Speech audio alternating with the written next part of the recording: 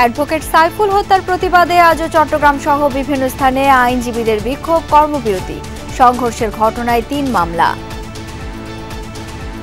হত্যার সাথে জড়িত তাদের পক্ষে কেউ ওকালতনামা দিবে না এবং তাদের পক্ষে কেউ দাঁড়াবে না। কোতোয়ালি থানা থেকে মাত্র ২০ কদম পিছনে একজন আইনজীবীর হত্যা হয়েছে।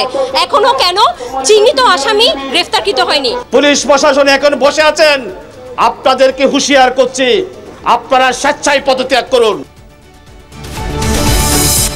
আইনজীবী হত্যার ঘটনায় সরকারের পদক্ষেপে সন্তুষ্ট হাইকোর্ট। বহিষ্কৃত চিন্ময়ের কর্মকাণ্ডের দায় নেবে না ইসকন। সাম্প্রতিক অস্থিতিশীলতায় ইন্ধন আছে বলছে সেনাবাহিনী। দেশ বিনির্মাণে মেধাবী শিক্ষার্থীদের কাজে লাগানোর আহ্বান তারেক রহমানের। বিভাজন না করে ঐক্যবদ্ধভাবে তরুণদের এগিয়ে যাওয়ার পরামর্শ ফখরুলের। দেশের মানুষ স্বৈরাচারকে বিদায় করেছে এই দেশ থেকে। এখন সামনের দিনে হচ্ছে দেশ গড়ার পালা। এমন কোন হঠকারিতা করব না যে হঠকারিতার মধ্য দিয়ে আমরা আবার অন্ধকারের মধ্যে চলে যাব।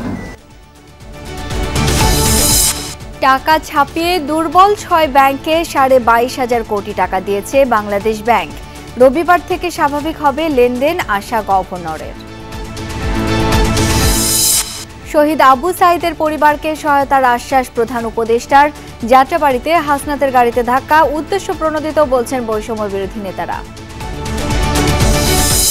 আন্তর্জাতিক অপরাধ ট্রাইব্যুনালে পিলখানা হত্যাকাণ্ডের বিচার চাইবে শহীদ পরিবারগুলো। অভিযোগ জানাবে শেখ হাসিনা, তাপস নানক সহ জড়িতদের বিরুদ্ধে।